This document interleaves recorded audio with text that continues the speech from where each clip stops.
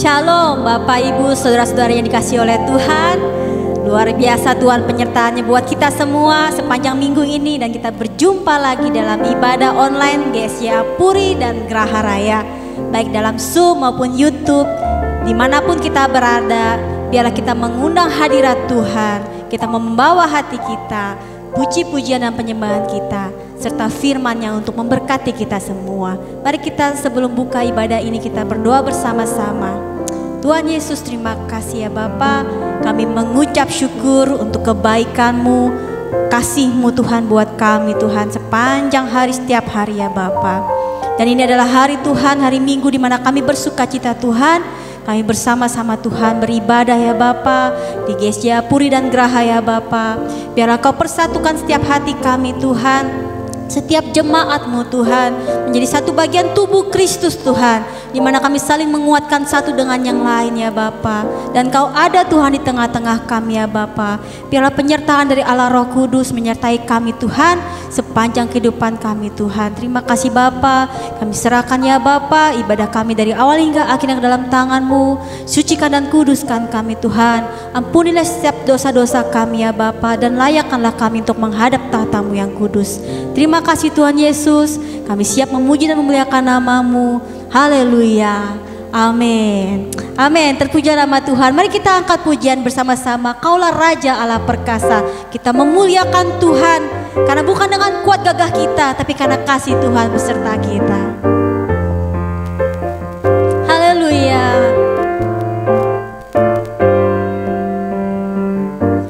Bukan dengan kuat gagahku, namun karena kasih-Mu, Kau yang menebus genap jiwaku. Lewati badai tak ku ragu, karena Kau tinggal dalamku. Dengan imanku ku berseru, Kaulah Raja, Kaulah Raja Allah perkasa. Surga bumi pun menyembah, setiap firman-Mu terangi jalanku. Kaulah Tuhan Allah, Kaulah Raja, Kaulah Raja Allah perkasa. Surga bumi pun menyembah, setiap firman-Mu terangi jalanku.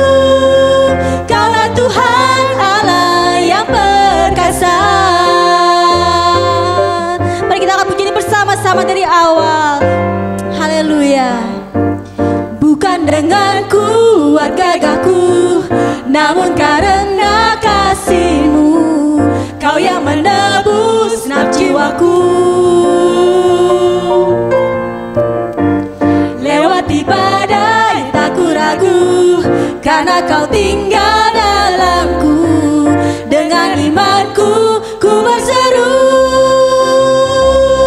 Kaulah Raja Allah perkasa. Surga bumi pun menyembah, setiap firman-Mu terangi jalanku. Kaulah Tuhan Allah yang, Kaulah Raja Allah perkasa. Surga bumi pun menyembah, setiap firman-Mu terangi jalanku. Kaulah Tuhan Allah, Kaulah Raja, Kaulah Raja Allah perkasa. Surga bumi pun menyembah, setiap firman-Mu terangi jalanku. Kaulah Tuhan Allah yang perkasa. Tuhan Allah kita yang perkasa. Yesus Kaulah Tuhan, Yesus Kau Tuhan Allah perkasa. Yesus Kaulah Tuhan Allah perkasa. Yesus Kau Tuhan, Yesus Kau Tuhan Allah perkasa. Sekali katakan, Yesus Kau Tuhan Allah perkasa. Kaulah Raja, Kaulah Raja Allah perkasa. Surga bumi pun menyembah, setiap firman-Mu terangi jalanku. Kaulah Tuhan Allah, Kaulah Raja Allah perkasa. Surga bumi pun menyembah, setiap firman-Mu terangi jalanku. Kaulah Tuhan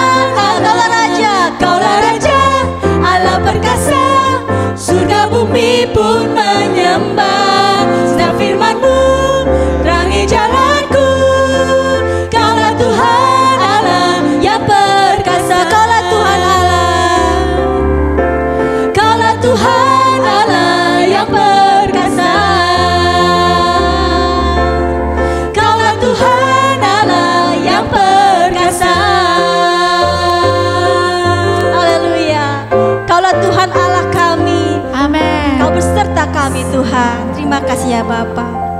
Dalam Matius 6 ayat 8 berkata, Bapamu mengetahui apa yang kamu perlukan sebelum kamu minta kepadanya. Kita percaya Tuhan tahu apa yang kita perlukan, Tuhan tahu apa yang kita butuhkan. Dan saat ini, pagi hari ini kita butuh firman Tuhan menerangi jalan hidup kita. Mari kita angkat pujian bersama-sama. Tuhan, firman-Mu berkata Engkau besertaku, dan disitulah kuatlah roh dan jiwaku. Mari kita angkat pujian ini dengan hati kita, dimanapun kita berada. Angkatlah suaramu, pujian penyembahanmu menjadi pujian yang harum dan didengar oleh Tuhan. Firman-Mu berkata Kau besertaku, maka kuat roh dan jiwaku. Tangan-Mu Tuhan selalu ku nantikan, di setiap langkahku percaya, dengan sayap-Mu ku akan terbang tinggi di tengah badai hidup. Ku tak menyerah, Kau kekuatan, Kau penghiburan bagiku, pertolonganku di tempat maha tinggi.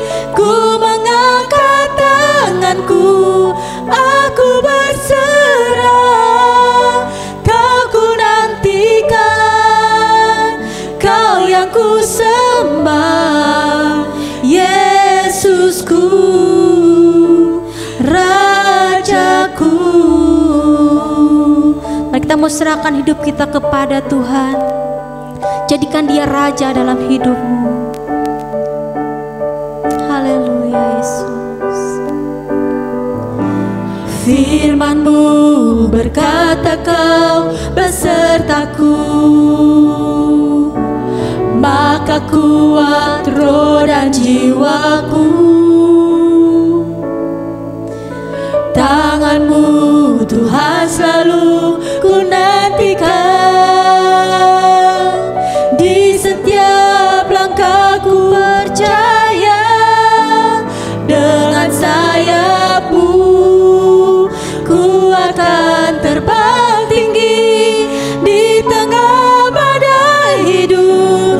Ku tak menyerah, Kau kekuatan, Kau penghiburan bagiku, pertolonganku di tempat maha tinggi. Ku mengangkat tanganku, aku berserah, Kau ku nantikan, Kau yang ku sembah, Yesusku, Rajaku. Dengan sayap-Mu Tuhan, dengan sayap-Mu ku akan terbang tinggi di tengah badai hidup.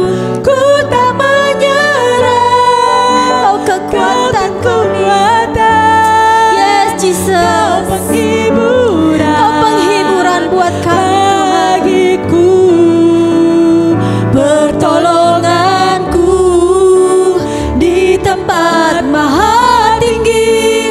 Ku mengangkat tanganku, aku berserah, Kau ku nantikan, Kau yang ku sembah, Yesusku, Rajaku.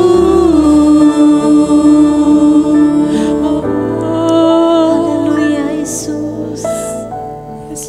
Kami menyerahkan hidup kami kepadamu Tuhan. Kau memberikan kami sayap Tuhan untuk terbang tinggi ya Bapa.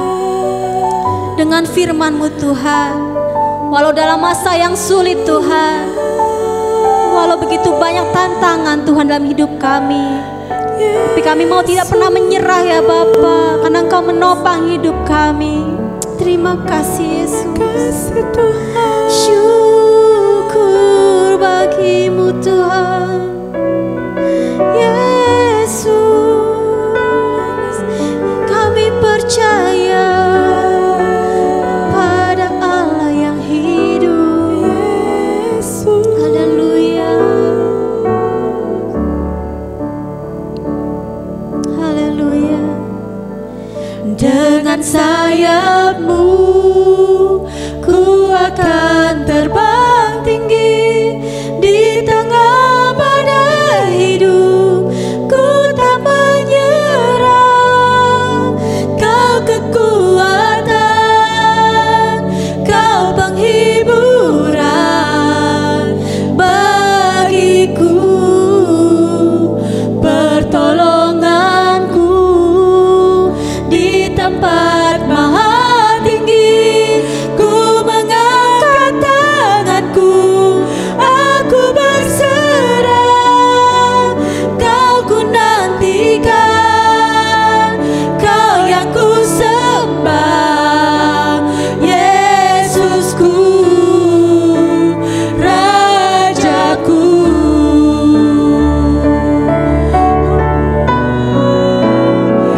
Dengan sayap-Mu ku akan terbang tinggi di tengah badai hidup. Ku tak menyerah. Kau kekuatan, Kau penghiburan bagiku, pertolonganku di tempat maha tinggi. Ku mengangkat tanganku, aku berserah. Kau ku nantikan, Kau yang ku sembah. Yesusku, Rajaku. Yesusku, Yesusku, Rajaku. Yesusku, Rajaku. Terima kasih Tuhan. Kaulah Yesus kami Tuhan, Kaulah Raja kami Tuhan, yang Kau yang layak kami tinggikan Tuhan. Dan kami siap mendengarkan firman-Mu bagi setiap kami. Dalam nama Tuhan Yesus kami serahkan Tuhan pujian penyembahan kami. Haleluya, amin. Shalom, selamat pagi jemaat Pugar yang dikasih oleh Tuhan. Mari kita sama-sama mendengarkan kebenaran firman Tuhan yang terus memberkati kita pada pagi hari ini. Tetapi sebelumnya mari kita sama-sama berdoa dan kita minta pimpinan Tuhan atas pemberitaan firman Tuhan. Terima kasih Tuhan, kami mengucap syukur pagi hari ini Tuhan masih memberikan kami waktu dan kesempatan bersama-sama beribadah dan akan menikmati firman-Mu. Berkati kami sekaliannya Tuhan, kebenaran ini menjadi rema dalam hidup kami. Kami semakin bertumbuh di dalam pengenalan akan Tuhan dengan benar dalam hidup kami. Di dalam nama Yesus Kristus Tuhan kami berdoa. Amin. Jemaat Pugar yang dikasih oleh Tuhan, pagi hari ini saya membawakan tema firman Tuhan. Kiranya akan menolong kita untuk semakin mengenal siapakah Allah kita dan siapakah diri kita. Dengan demikian akan menghindari kita dari pengaburan tentang harapan. Kita ambil dari kitab Efesus pasal yang pertama ayat 18 sampai 19. Untuk kita bisa mengerti apa maksud daripada firman Tuhan di pasal 1 ayat 18 sampai 19, maka kita akan baca secara utuh mulai dari ayat 15 sampai ayat yang ke-19. Di sana dikatakan, setelah aku mendengar tentang imanmu kepada Kristus dan kasihmu kepada orang-orang kudus, aku berdoa kepada Tuhan dan meminta supaya Ia kiranya memberi kepada kamu roh hikmat dan wahyu untuk mengenal Dia dengan benar. Juga meminta supaya mata hatimu terang sehingga kamu mengerti pengharapan apakah yang terkandung dalam panggilannya itu, yaitu kemuliaan bagi orang-orang kudus dan kehebatan kuasanya yang membangkitkan Kristus dari kematian itu dalam diri orang percaya. Jemaat yang dikasihi oleh Tuhan, tidak mudah untuk bisa mengerti dengan begitu saja maksud daripada tulisan Paulus ini. Ini dituliskan oleh Rasul Paulus ketika dia berada dalam penjara oleh karena pemberitaan Injil.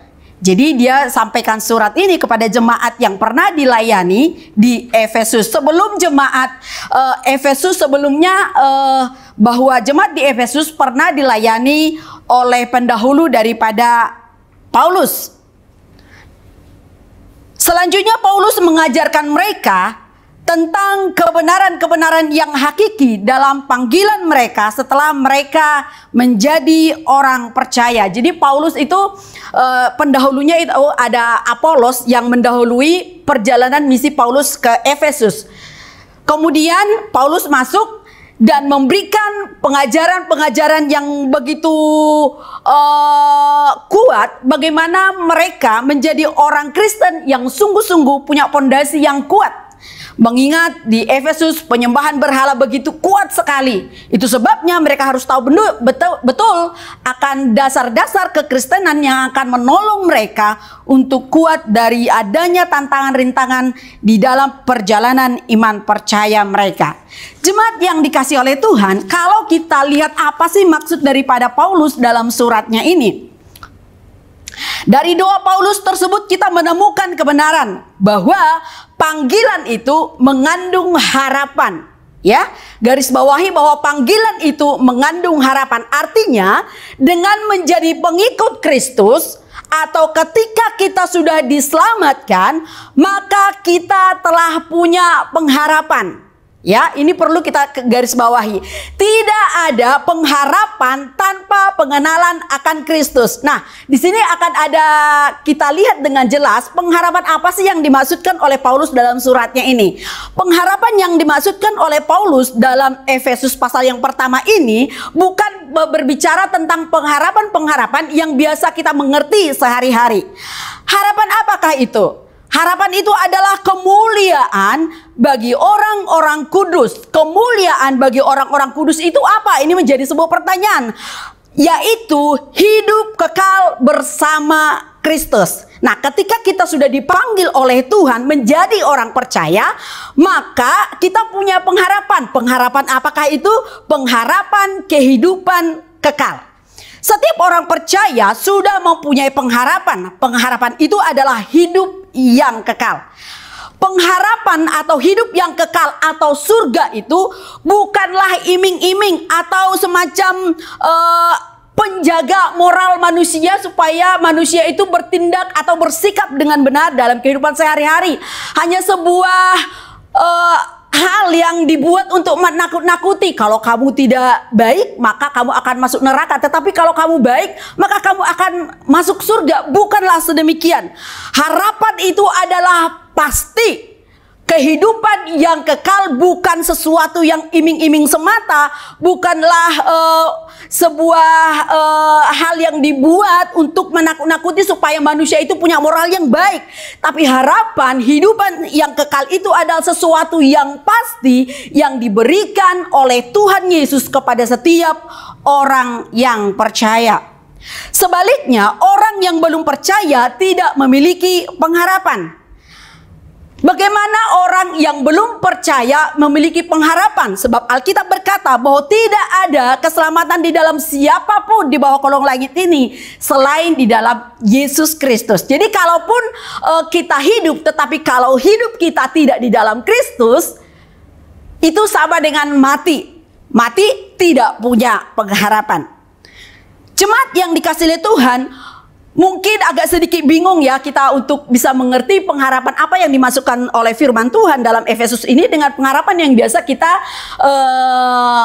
alami sehari-hari. Saya contohkan tentang hal yang biasa kita bicarakan. Kematian itu pasti. Amin, saudara yang kasih oleh Tuhan, kematian itu pasti. Tetapi dewasa tidaknya seseorang itu tergantung. Selama hidup seseorang bisa saja dia sampai tua pun, sampai mati tidak dewasa. Tetapi kematian itu sesuatu yang pasti, yang tidak bisa disangkali. Demikianlah pengharapan yang saya maksudkan dalam keterbatasan saya untuk kita bisa mengerti pengertian pengharapan apa yang dikatakan oleh Paulus dalam Efesus ini dengan pengharapan yang kita mengerti dalam pengertian kita sehari-hari.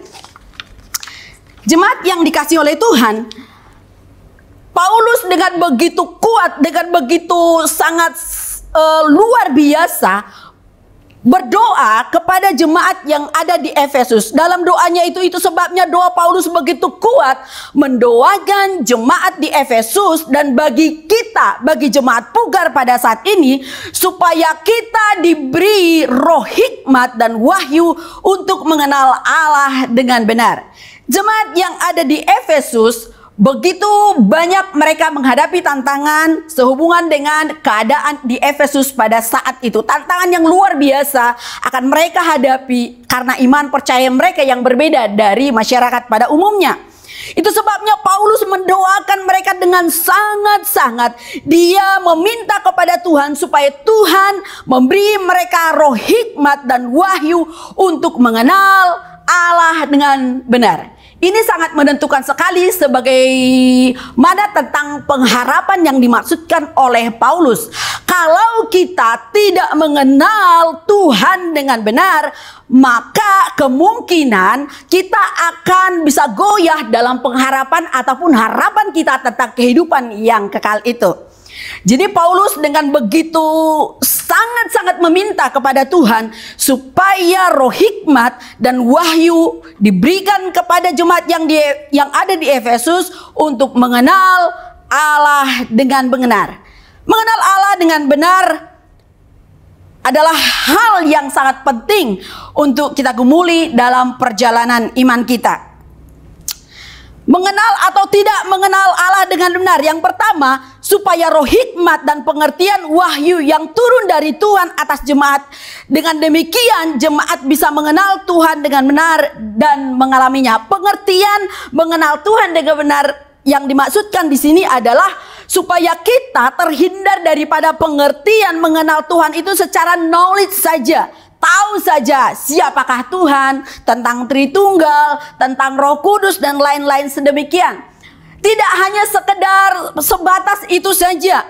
Dan ini seringkali dan ini menjadi kegagalan banyak orang Kristen pada akhir-akhir ini. Kamu menjadi orang Kristen, saya menjadi orang Kristen. Tetapi pemahaman kita hanya di atas hanya rata-rata begitu saja. Paulus tidak menginginkan jemaat yang di Efesus, bahkan jemaat Pugar pada saat ini tidak mengenal Tuhan dengan sedemikian. Kita tidak diharapkan menjadi orang Kristen sebagai Kristen yang agamawi, tetapi menjadi Kristen sebagai pengikut Kristus. Ini perlu kita bedakan. Kita menjadi agama Kristenkah atau pengikut Kristus? Ini dua hal yang sangat berbeda. Saya bisa saja beragama Kristen tetapi belum tentu saya pengikut Kristus. Tetapi seorang pengikut Kristus pasti Kristen. Nah, kemudian mengenal Allah sepotong. Ya, ini sering sekali bisa kita gambarkan dengan sedemikian. Ketika dilakukan sebuah pengujian kepada beberapa orang buta tentang seekor gajah, ya, seekor gajah. Kemudian ada beberapa orang buta dibawa ke satu tempat, kemudian ditanyakan seperti apakah gajah untuk bisa kamu gambarkan. Kemudian orang buta yang pertama, punya belalai yang sangat panjang, yang sangat lebar gitu. Kemudian selesai dia balik, kemudian orang buta kedua yang memegang ekornya menyampaikan tentang seekor gajah itu tentang ekornya saja. Kemudian orang buta yang lain juga menggambarkan gajah itu tentang belalai ataupun Ya, belalai gajah yang panjang, yang tadi yang pertama mungkin kuping ya, yang begitu lebar. Nah, sekarang belalainya yang panjang. Nah, pengenalannya tidak utuh. Seperti apakah gajah itu yang sesungguhnya? Nah, jemaat yang dikasih oleh Tuhan, ilustrasi ini saya buat menggambarkan betapa penting kita untuk mengenal Allah dengan benar, mengenal Tuhan itu dengan utuh, ya. Karena pengenalan kita akan Tuhan dengan benar akan sangat menentukan bagaimana kokohnya kita dalam pengharapan kita mengikut Tuhan. Gagal mengenal Tuhan dalam proses akan mengancam kekokohan kita berpengharapan. Israel sebagai contoh sejarah yang ditulis oleh Tuhan sebagai contoh dan pelajaran penting bagi kita untuk kita belajar di dalamnya. Bangsa Israel sukanya mujizat yang kasat mata, tidak mau diproses, berjalan sesuai dengan selera, lebih memilih budak daripada kemerdekaan. Banyak gagal ketujuan oleh karena selera perut dan lidah. Padahal tanah Kanaan sesuatu yang pasti. Tetapi di tengah jalan ketika mereka menghadapi tantangan dan rintangan dengan begitu cepat menggoyahkan iman percaya mereka. Dan mereka lebih memilih untuk kembali ke Mesir. Ikut Tuhan sama dengan sangkal diri dan pikul salib. Kita harus bertanding dalam iman dan mengikuti aturan Tuhan, bukan mau kita. Alkitab menuliskan tokoh-tokoh yang mengenal Allah dengan benar, mengalaminya dalam sejarah hidup mereka. Saya ambil beberapa hal, beberapa orang di Alkitab yang menjadi penting untuk bisa kita lihat dan mencontoh di dalamnya bagaimana mereka berjalan mengikut Tuhan sampai kepada tujuan. Yang pertama kita lihat dengan Abraham. Dia mengenal Allah yang memanggilnya. Padahal Tuhan panggil dia meninggalkan sanak saudaranya, tanah leluhurnya ke suatu tempat tanpa disebutkan kemana. Tetapi karena dia mengenal siapa yang memanggilnya, dia berjalan terus. Dia sungguh-sungguh mengenal Tuhannya. Meninggalkan sanak saudaranya. Menikmati janji Allah tentang keturunan dan anak perjanjian di tengah kemandulan. Ishak pun lahir dan dipersembahkan kepada Tuhan. Sekalipun akhirnya Allah memuji Abraham oleh karena ketulusan hatinya mempersembahkan Ishak kepada Tuhan, bukti kasihnya. Yang kedua adalah Paulus. Dia mengenal Allah yang telah memanggilnya menjadi seorang rasul. Dipanggil menjadi rasul bukan menjadikan hidupnya lebih mudah. Didera di luar batas, Alkitab katakan, dihianati, ditolak, dicurigai, dipenjara, terancam di darat dan di laut. Namun dalam semua bentuk kesusahan penderitaan oleh karena Injil, dia bermegah dalam Kristus. Kesuksesan, reputasi duniawi, masa lalu Saulus dianggap sampah oleh karena pengenalannya akan Kristus. Hidup adalah Kristus dan mati adalah keuntungan, sebuah statement yang luar biasa memberkati kita. Penderitaan yang sekarang dialami tidak sebanding dengan kemuliaan yang akan dinikmati kelak. Pengharapan akan hidup kekal di surga, kekuatan yang luar biasa, mendorong dan membuat dia enjoy dalam segala pergumulan hidup dan pelayanannya. Dan Paulus pun akhirnya mati dipenggal dalam masa Kaisar Nero karena Injil. Tetapi dia tidak menyesali karena Kristus.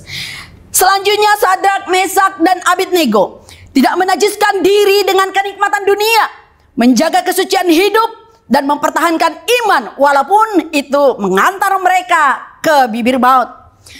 Alkitab berkata, jika Allah yang kami puja sanggup melepaskan kami, maka ia akan melepaskan kami dari perapian yang menyala-nyala. Tetapi perhatikan kalimat selanjutnya, tetapi seandainya tidak, hendaklah Tuanku mengetahui ya Raja, bahwa kami tidak akan memuja dewa Tuanku dan tidak akan menyembah patung emas yang Tuanku dirikan itu.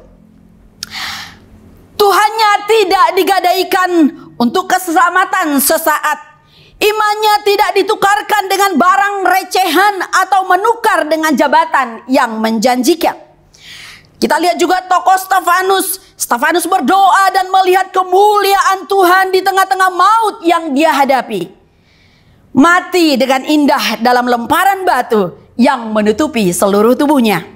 Kemudian kita beranjak lagi kepada Nuh, menjaga hidupnya berkenan di tengah-tengah orang berdosa di zamannya, dan suara Allah yang berfirman kepadanya untuk membuat bahtera. Kurang lebih 100 tahun baru air bah itu terjadi. Dia tidak goyah dan mengerjakan tugasnya terus dan tekun. Dia pun selamat dan seisi keluarganya. Dia sungguh-sungguh mengenal siapa Allah yang telah berfirman kepadanya. Kemudian Ayub, di tengah-tengah semua kehilangan dan ujian yang diizinkan Tuhan yang dia alami, dia berkata, hanya dari kata orang saja aku mendengar tentang Engkau, tetapi sekarang mataku sendiri memandang Engkau. Oleh sebab itu aku mencabut perkataanku dan menyesal. Aku duduk dalam debu dan abu. Kita akan bisa mengenal Allah lewat berbagai proses. Proses akan membantu kita mengenal Allah, tidak hanya sekedar tahu firman semata-mata, tetapi praktek hidup setiap hari. Jika kita mengenal Allah dengan benar dan menghidupinya, maka kita mampu berdiri teguh dalam pengharapan, tidak goyah oleh karena kesulitan hidup, oleh aniaya, sakit penyakit, kelaparan dan kesulitan hidup oleh karena pandemi Corona-19 yang menimbulkan efek domino dalam kehidupan kita. Jemaat yang dikasihi oleh Tuhan, jemaat Pugar yang dikasihi oleh Tuhan, sebagai sampai di mana pengenalan kita akan Tuhan.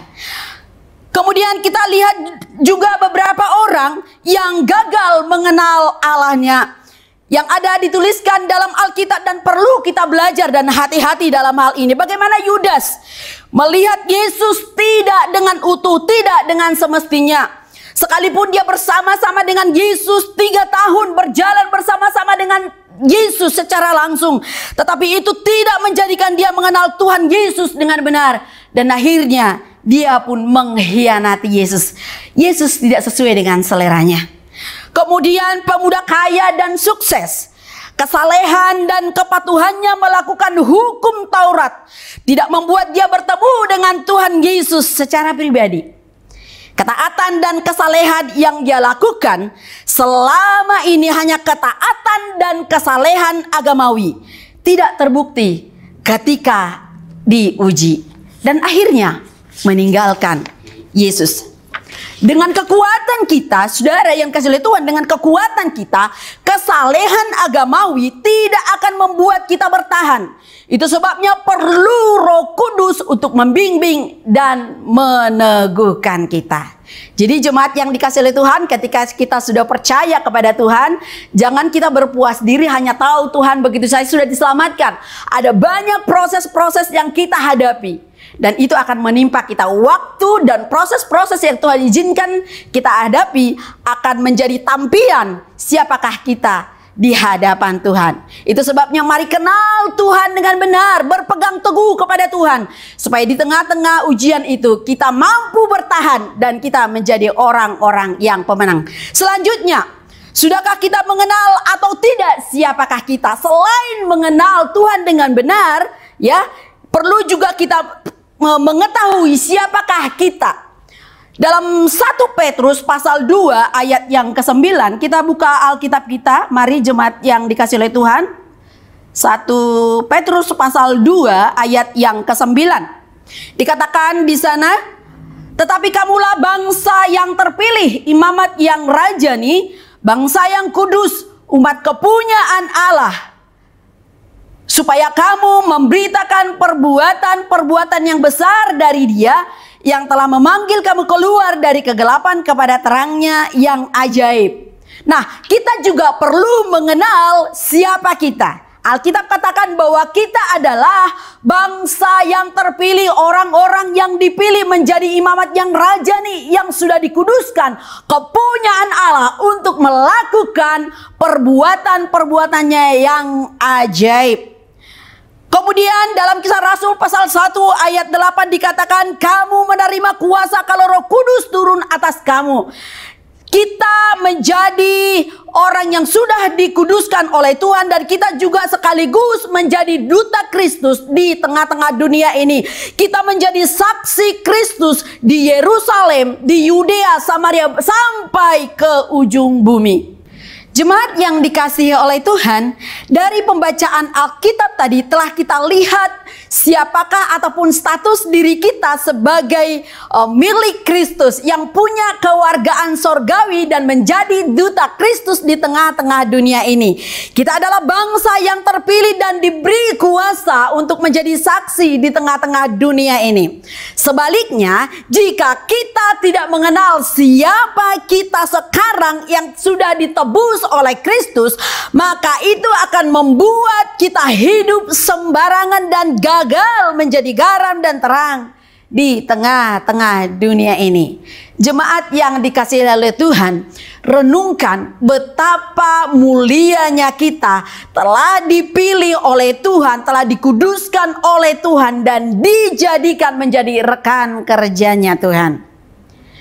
Kalau kita mengenal diri kita dengan benar, kalau kita mengenal status kita sekarang sebagai anak Tuhan, tentunya goncangan, tantangan apapun yang mungkin menyeret kita dari pengharapan kita kepada Tuhan dengan mengenal Tuhan dan mengenal siapa diri kita, maka kita tentunya tidak tergoyahkan. Segala kesulitan hidup, tawaran kenikmatan dunia akan terus berusaha menjauhkan kita, menyeret kita dari Tuhan untuk membuat kita goyah dari pengharapan akan kehidupan yang kekal itu. Itu sebabnya marilah bergaul karib dengan Tuhan di dalam pembacaan firman, di dalam doa. Bertumbuhlah lewat proses. Sekali lagi saya garis bawahi, bertumbuhlah lewat proses. Berbuahlah dalam persekutuan dan jadilah saksi dunia bagi dunia. Sadarilah bahwa ada kuasa Tuhan dalam hidup kita. Alkitab sudah menjamin itu, bahwa roh Tuhan dalam hidup kita lebih besar dari segala roh apapun yang ada di dunia ini. Karena Kristus menjadi jaminan atas hidup kita. Jangan tukarkan harapanmu dengan hal-hal yang receh dan membuang harapan kekekalan itu dengan kesementaraan. Markus pasal 8 ayat yang ke-36, mari kita buka bersama-sama, dan ini menjadi penutup khotbah saya pada pagi hari ini. Di Markus pasal yang ke-8 ayat 36, di sana dikatakan, apa gunanya seorang memperoleh seluruh dunia ini tetapi ia kehilangan nyawanya. Jemaat yang dikasihi oleh Tuhan, firman Tuhan memberi sebuah peringatan kepada kita. Tentunya perlu untuk kita renungkan, apa gunanya kalau kita bisa pun memperoleh seluruh dunia ini, tetapi akhirnya kita kehilangan nyawa kita. Kita mendapatkan sesuatu, tapi akhirnya kita kehilangan di dalam kekekalan bersama dengan Kristus. Untuk apa itu semua? Itu sebabnya berbahagialah kita, jemaat Pugar yang sudah diselamatkan oleh Tuhan, yang sudah punya pengharapan, yaitu surga, kehidupan yang kekal bersama-sama dengan Kristus. Tantangan apapun yang kita hadapi, tawaran apapun yang kita sedang disodorkan kepada kita, jangan pernah menukar kekekalanmu dengan hal-hal yang receh, dengan kesementaraan di dunia ini. Tidak ada itu gunanya kalau kita akhirnya kehilangan kekekalan kita. Jemaat yang dikasihi oleh Tuhan, firman Tuhan ini kiranya memberkati kita. Mari teguhkan iman percayamu. Jangan sampai kita kehilangan pengharapan kita kepada Tuhan. Kita sudah percaya, tetapi akhirnya oleh karena banyak tantangan, oleh karena kesalahan atau kegagalan kita mengenal Allah dengan benar dan mengenal siapa diri kita, akhirnya kita kehilangan kehidupan yang kekal itu sebagai pengharapan setiap orang percaya. Kiranya kebenaran firman Tuhan ini terus meneguhkan kita, berjalan sekalipun ada proses, tetapi teguh di dalam pengharapan sampai Maranatha, Tuhan Yesus datang kembali untuk yang kedua kali. Kita berdoa. Haleluya, haleluya. Terima kasih ya Tuhan. Kami mengucap syukur buat pengharapan yang luar biasa, kehidupan yang kekal, yang kelak kami terima bersama-sama dengan Yesus Kristus di surga yang penuh dengan kemuliaan. Tuhan, tolong kami Tuhan, ketika Tuhan sudah panggil kami menerima kehidupan yang kekal itu, ketika kami percaya kepada Tuhan, kami masih tetap tinggal di dunia ini. Itu sebabnya kami perlu mengenal Engkau Tuhan dengan utuh di dalam seluruh perjalanan iman kami. Dan kami juga menyadari siapakah kami sekarang, status hidup kami yang telah menjadi anak-anak Tuhan. Tolong kami ya Tuhan, berikan hikmat-Mu atas kami, supaya kami tidak pernah goyah dalam pengharapan kami. Meninggalkan iman percaya kami, menukarkan dengan hal-hal yang sementara dan menukarkan kekekalan itu dengan hal-hal yang sementara. Tuhan, tolong kami untuk kami tetap setia sampai Maranatha. Terima kasih Tuhan, berkati sidang jemaat-Mu yang sudah mendengarkan firman-Mu. Di dalam nama Yesus Kristus Tuhan, pengharapan yang kekal itu kami sudah berdoa. Haleluya. Amin. Shalom. Apa kabar Bapak Ibu Saudara yang ada di rumah? Saya tetap punya harapan. Kita semua tetap masih semangat. Kita semua tidak menyerah. Kita semua mau melakukan yang terbaik untuk Tuhan. Dengan apapun, kita nggak pernah bisa membalas kasih Tuhan yang luar biasa. Itu sebabnya kalau kita masih setia, masih mengikuti ibadah dengan sungguh-sungguh, itu semua adalah sesuatu yang akan menyenangkan hati Tuhan. Puji Tuhan. Pesan saya di minggu ini, saya akan baca dalam Matius pasalnya yang kelima ayatnya yang ke-16. Dan ini satu tugas yang Tuhan beri kepada kita orang-orang percayanya. Matius 5:16 berkata, demikianlah hendaknya terangmu bercahaya di depan orang, supaya mereka melihat perbuatanmu yang baik dan memuliakan Bapakmu yang di surga. Bapak Ibu Saudara yang dikasihi Tuhan, hidup kita ini sebagai surat Kristus yang terbuka dan dibaca oleh orang lain setiap hari. Kita tidak pernah tahu kapan hidup kita akan diperhatikan atau dinilai oleh orang lain. Mungkin kebaikan kita tidak ada yang meresponi.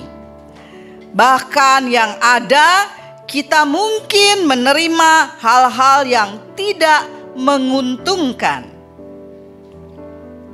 Namun firman Tuhan mendorong agar kita memastikan menjadi terang Kristus. Di dalam diri kita bercahaya, dan itu terjadi lewat perbuatan-perbuatan baik kita, lewat perkataan-perkataan kita. Di dalam lingkungan keluarga, dalam hubungan suami istri, orang tua dengan anak-anak, sesama saudara, sesama jemaat tentunya. Mari kita akan menjadi surat Kristus. Terang kita akan bercahaya supaya mereka melihat perbuatan baik kita dan Tuhan dimuliakan. Dan setiap hari ini harus menjadi kerinduan kita. Ini harus menjadi pengharapan kita. Kita masih bicara dengan tema pengharapan. Ada orang-orang lain yang akan bertobat, yang akan menerima Yesus, yang akan dipulihkan melalui terang Kristus yang ada di dalam diri kita. Itu menjadi kerinduan kita. Itu juga yang harus menjadi harapan-harapan kita. Hidup ini adalah kesempatan. Jangan menyerah. Mari kita coba lagi. Kita semangat. Kita akan menjadi surat Kristus yang terbuka, yang akan dilihat oleh semua orang. Immanuel, Allah beserta kita. Dan akhirnya saya akan mengakhiri ibadah ini. Terima kasih buat semua penata layan. Terima kasih buat hamba Tuhan yang sudah sampaikan kebenaran firman Tuhan. Terima kasih buat saudara-saudara yang sudah ada menolong untuk memfasilitasi adanya ibadah online ini. Terima kasih. Terima kasih. Tuhan pasti memberkati. Mari kita satu di dalam doa. Terpujilah nama-Mu ya Tuhan. Terima kasih buat ibadah online pada pagi ini. Terima kasih Tuhan, Engkau masih memberikan kami waktu, kesempatan. Dan kami diingatkan bahwa kami adalah surat Kristus. Bahwa kami punya pengharapan, harus punya pengharapan untuk melihat orang-orang lain dipulihkan, dibawa mengenal Kristus. Dan ini menjadi sesuatu yang Tuhan dimuliakan. Ya Tuhan, apapun yang Tuhan izinkan terjadi dalam hidup ini, biarlah segala sesuatu kemuliaan bagi nama Tuhan. Dan kami sehati terus berdoa untuk Indonesia yang kami kasihi. Tuhan terus memulihkan Presiden kami Jokowi dan keluarga besar, semua aparat pemerintahan yang ada dilawat Tuhan, diberikan hati yang takut kepada Tuhan. Dan hamba-Mu berdoa secara khusus 1 minggu ke depan yang akan dilalui ya Tuhan. Marilah Engkau menyertai keluarga-keluarga kami Tuhan. Engkau menyertai Tuhan pekerjaan, usaha, perjalanan, dan sekolah dari semua anak-anak kami. Kami tidak akan pernah berhenti untuk mendoakannya. Karena kami tahu Tuhan, hanya karena kuasa Tuhan, semua akan menjadi baik-baik saja. Terima kasih Tuhan. Kalau ada saudara-saudara kami yang sedang bergumul, yang sedang menghadapi masalah-masalah, Tuhan di dalam nama Yesus hamba berdoa, Tuhan beri jalan keluar. Tuhan kuatkan, teguhkan imannya. Dan kalau ada yang sakit, hamba berdoa di dalam nama Yesus, kuasa bilur Tuhan bekerja. Terima kasih Tuhan. Kami percaya mujizat masih ada. Dan Tuhan punya kuasa tidak pernah berubah sampai selama-lamanya. Puji Tuhan. Dan sekarang hamba-Mu akan turunkan berkat buat semua jemaat-jemaat Puri Geraha dan siapapun yang sedang mengikuti ibadah ini. Mari Bapak Ibu Saudara yang ada di rumah, angkatlah tangan-Mu untuk terima berkat Tuhan. Penyertaan Tuhan, penyertaan Yesus, penyertaan Roh Kudus akan menyertai kita semua dari saat ini sampai Maranatha Tuhan Yesus datang kembali. Dan kita yang sudah terima berkat Tuhan, percaya harapan-harapan kita tidak akan pernah hilang dan mengecewakan. Mari kita katakan bersama-sama. Amin. Selamat hari Minggu.